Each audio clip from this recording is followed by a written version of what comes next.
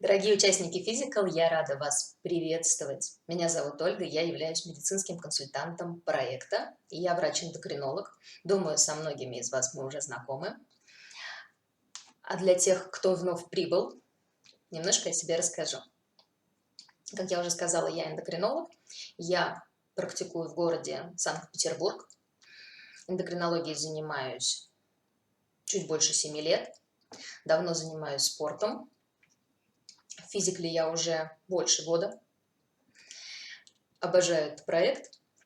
Я приверженец доказательной медицины, медицины, основанной на науке. И я обожаю тему снижения веса.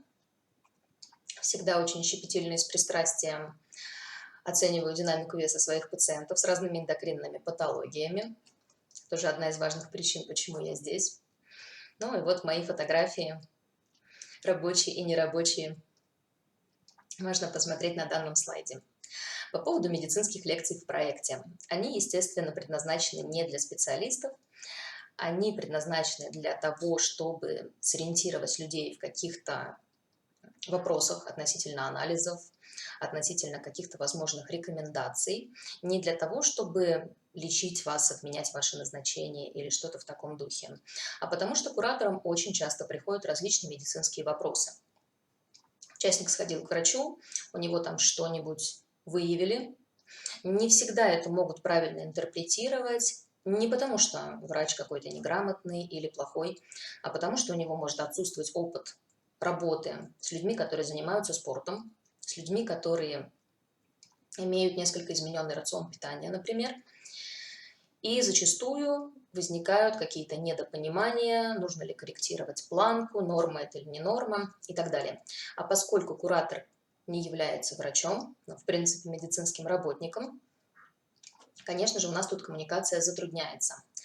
Медицинские лекции не являются обязательными, это исключительно дополнение для интересующихся. Я вам буду рассказывать про различные гормоны, про различные мифы, которые вы можете встретить в интернете. В основном, конечно же, на тему снижения веса, местами где-то про набор мышечной массы. Так что, если вы хотите повысить свою информированность в этом вопросе, welcome на мои лекции. С удовольствием будем общаться, пишите комментарии. Итак, как я уже сказала, только научный подход. То, что я говорю в этом вебинаре, это не является каким-то моим личным мнением, которое я противопоставляю всей научной общественности, да? Исключительно основанные на международных, американских, европейских, российских гайдлайнах, то есть руководствующих документах. И цель данной лекции – повысить вашу медицинскую грамотность, обезопасить от лишних переживаний, финансовых трат в том числе. И, возможно, даже ярлыков болезней такое встречается крайне нередко. Я вам расскажу, что такое референсы, вот те самые цифры справа в красном прямоугольнике, и откуда они берутся. Норма это или что-то другое. Спойлер, что-то другое. Может быть, сейчас для кого-то это будет открытием, но то, что вы видите в столбце справа, это не норма, это средняя температура по больнице, которую лаборатория выводит на энном количестве людей. Приглашают 1000 добровольцев, условно внешне здоровых, измеряют показатель определенный, который тестируют, для которого выводят референс. И получается, что нормой из них станет 950 человек. 95% создадут ту самую норму. При этом, даже если все они будут здоровые, 2,5% отсеется как самые большие значения и 2,5% как самые маленькие. То есть это статистический показатель. Он не говорит нам о клинических исходах. Он говорит нам, насколько мы вписываемся в средние эти 95% из тех, что обследовали. При этом данный референс может не учитывать пол, возраст, время сдачи анализа, прием препаратов, физическую активность и так далее, и так далее. Мой любимый пример, так как чаще всего участники его озвучивают, не как пример, а как вопрос куратору, креатинин. Креатинин напрямую зависит от того, тренируется человек или нет, от количества его мышечной массы, от потребления белка. То есть, если мы посмотрим на среднестатистического человека, который не тренируется, у которого очень мало мышц, который ест мало белка. Многие уже знают, что если за этим не следить, люди вокруг едят реально очень мало белка. То если эти люди составят 95% нормы, все спортсмены, тренирующиеся и люди, которые потребляют достаточное количество белка, выйдут за эту норму. Они станут теми, у кого имеется повышенный показатель. При этом, что они в итоге зачастую получают? Консультант, врач смотрит на повышенный креатинин и по привычке говорит: у вас плохо работают почки, срочно уберите весь белок, у вас формируется почечная недостаточность. Еще раз, это не потому, что врач плохой, это не потому, что он какой-то неграмотный, потому что он просто может не иметь опыта работы с данной группой людей. Как раз про креатинин я рассказывала в блоге, и многие коллеги поблагодарили и написали, что да, действительно, они не знали, какие цифры можно воспринимать у спортсменов как норму, которые не говорят о том, что происходит что-то плохое с почками. При этом, если мы возьмем 1000 спортсменов и выведем норму на них, тот самый референс, то все, кто за пределами тренировок и белка, станут люди с пониженным значением креатинина. Надеюсь, вы поняли суть статистического показателя. Вот для примера, как выглядит на бланке обычно норма, она где-то до 100, при том, что если мы возьмем человека, который активно тренируется, имеет достаточно мышечной массы, это цифры за 90, за 100 зачастую, редко меньше. Также этот референс может не учитывать время сдачи. Это уже может быть не совсем про проект, это в избежании ваших личных переживаний. Например, пролактин, ТТГ могут значительно зависеть от времени после пробуждения. Те же самые условно здоровые 1000 человек пришли в лабораторию, ну, например, с 10 до часу. Проснулись в 6 утра, в 7 утра, прошло 3-4 часа после пробуждения, а может даже больше.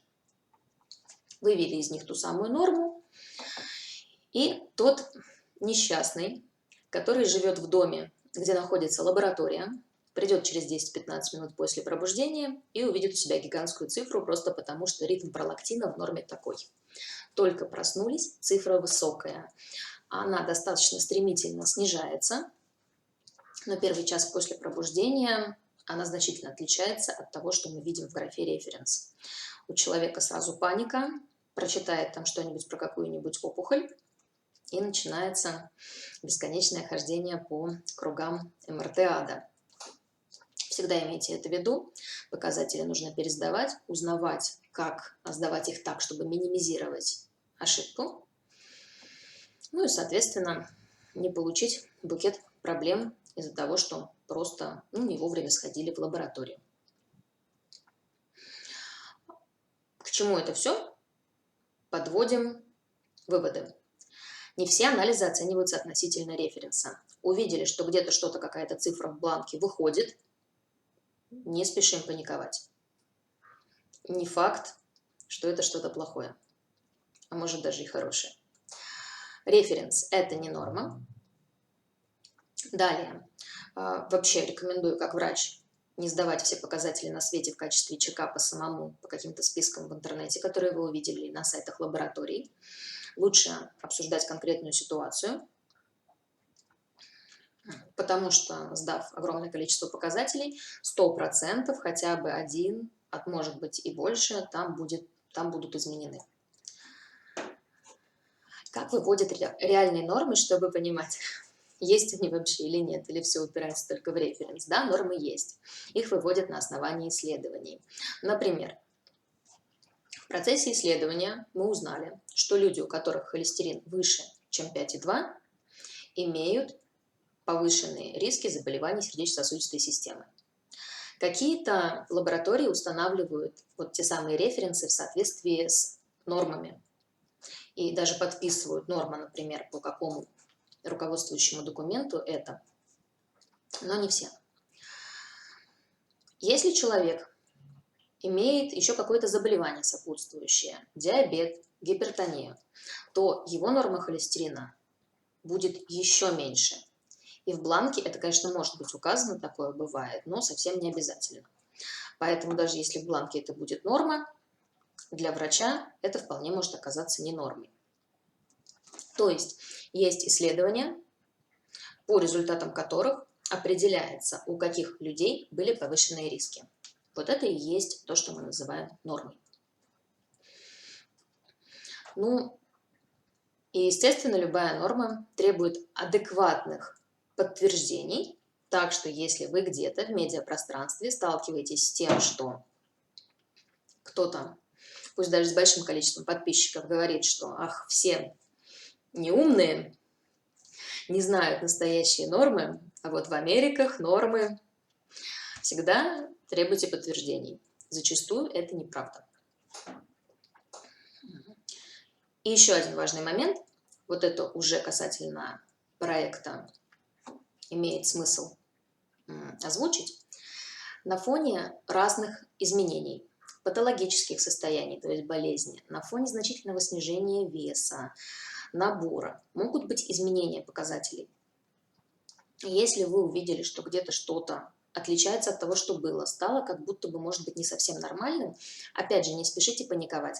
Возможно, это адаптация, ответ организма на то, что с вами что-то произошло. Еще один важный показатель, важный момент – это вариабельность показателей.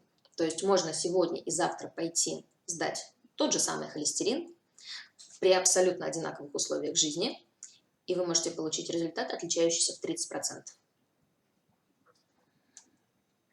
Опять же, в процессе потока такое часто бывает. Человек говорит, я сдавал холестерин, а он у меня вырос. Или, например, липопротеины низкой плотности. Разница, например, в 0,1-0,2 наномоля. Друзья, это не разница. Даже вот можете обратить внимание, как варьирует ТТГ просто в течение одного дня. Опять же, для того, чтобы снизить вашу тревожность. Хочу еще раз повториться, что мы не медицинский проект. Мы не раздаем какие-то медицинские рекомендации, не отменяем ваши препараты. Но информации много. В мире происходит разное. Хотелось бы, чтобы вы обладали достоверной информацией, не были ажиотированы и подвержены стрессу оттуда, где вас пытаются напугать. Не только питанием, но и в медицине сейчас этого очень-очень много. И вот как бы мы ни говорили, что мы не рекомендуем сдавать какие-то анализы до и после, все равно большое количество людей это очень хочет сделать. И всеми за и против пойдет. Могу от себя дать вот такой вот чекап. Если очень хочется сдать, то пусть вот это будут эти анализы, которые действительно можно оценивать, которые имеет смысл интерпретировать. Опять же, даже в рамках избыточной массы тела. Вот что точно сдавать не надо. Я отметила внизу слайда. Я обязательно очень подробно расскажу обо всем этом на своих следующих вебинарах, где мы будем в каждой лекции погружаться в каждый отдельный гормон. И вы узнаете по окончанию этих вебинаров, почему не нужно сдавать анализы в поисках причин неудовлетворительного темпа снижения веса, как набирают массу и снижают ее люди с различными гормональными болезнями. Покажу на примерах своих пациентов, покажу анализы всякие вам страшные и случаи своих пациентов. Научимся разбираться, хотя бы даже немножко, откуда врач черпает медицинскую информацию, чем он должен руководствоваться.